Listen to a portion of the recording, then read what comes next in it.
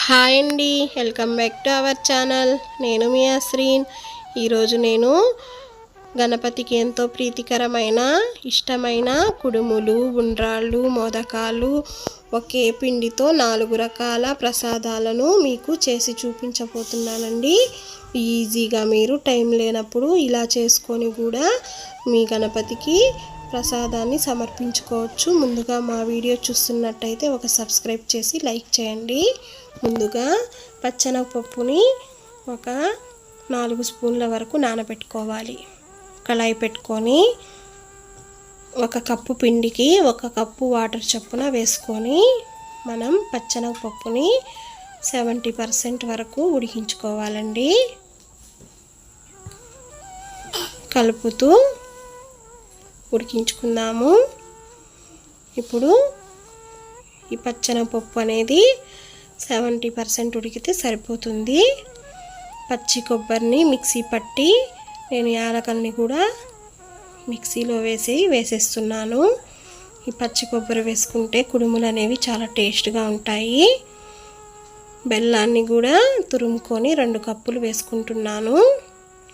3 కప్పుల పిండికి నేను 2 కప్పుల బెల్లాన్ని వేసుకుంటున్నానండి. మీరు 3 కప్పులైనా వేసుకోవచ్చు. తడి బియ్యం పిండిని 3 కప్పుల వరకు వేసుకొని మొత్తాన్ని బాగా కలుపుకోవాలి. ఇలా కలుపుకొని కొంచెం నెయ్యి రాసేసుకొని చల్లారేంత వరకు పక్కన ఉంచుకుందాము. కొంచెం చల్లారాక ఇప్పుడు మనం కుడుముల్ని తయారు చేసుకుందామండి. ఈ పిండిని ఒకసారి బాగా కలిపేసుకొని కొంచెం పిండిని తీసుకొని చేతికి నెయ్యి రాసుకొని ఇలా ప్రెస్ చేస్తే మనకి కుడుముల షేప్లో రెడీ అయిపోతాయి.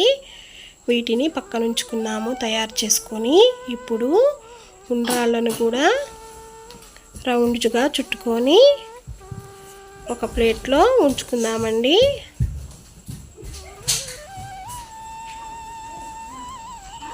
అలాగే మనం మోదకాలను కూడా ప్రిపేర్ చేసుకుందాము. ఇలా రౌండ్ షేప్లో తీసుకొని కొంచెం కోన్ వచ్చే షేప్లో చేసి 1 స్పూన్ తీసుకొని ఇలా ఘాట్లు పెట్టేస్తే మంచి షేప్ ఉన్న మోదకం అనేది రెడీ అయిపోతుందండి. ఇవి కూడా నేను ఒక 5 తీసుకుంటున్నాను. ఇప్పుడు అదే పిండితో అప్పాలు ప్రిపేర్ చేసి పెడుతున్నాను. నాకు 4 రకాల ప్రసాదాలు అనేవి రెడీ అయిపోయాయండి. మీరు గుగ్గులను కూడా ఉడకపెట్టుకుంటే 5 రకాలు సరిపోతాయండి. గణపతికి ఎక్కువ పెట్టాలంటారు కదా, ఇలా ప్రిపేర్ చేసుకున్న వాటిని ఉడికించుకోవాలి. ఇప్పుడు ఇడ్లీ పాత్ర ప్లేట్కి నెయ్యి అప్లై చేసుకొని ఇలా నెయ్యి అప్లై చేసుకుంటే మనకి కుడుములు అతుక్కోకుండా చక్కగా ఉడుకుతాయి. ఇడ్లీ పాత్రలో కొంచెం వాటర్ పోసుకొని ఈ ప్లేట్ని పెట్టేద్దాము. ఈ ప్లేట్ పెట్టాక మనం ప్రిపేర్ చేసుకున్న ఈ ఉండ్రాళ్ళని కుడుముల్ని ఒక్కొక్కటిగా ఈ ఇడ్లీ పాత్రలో పెట్టేసుకొని ఆవిరికి ఒక 10 మినిట్స్ పాటు మీడియం ఫ్లేమ్లో ఉంచి ఉడికించుకుంటే నాకు చక్కగా ఉడికిపోయాయి. చూసారా? ఇప్పుడు సర్వ్ చేసుకొని ప్రసాదంగా సమర్పించేసుకుంటే వినాయకుడికి ఎంతో ఇష్టమైన కుడుములు, ఉండ్రాళ్ళు అనేవి రెడీ అండి. మీరు కూడా ఇలా ప్రిపేర్ చేసుకొని వినాయక చవితికి ఈ టేస్ట్ని ఎంజాయ్ చేస్తూ తినండి. మా వీడియో నచ్చితే లైక్ చేయండి. మరిన్ని వీడియోల కోసం మా ఛానల్ని సబ్స్క్రైబ్ చేయండి.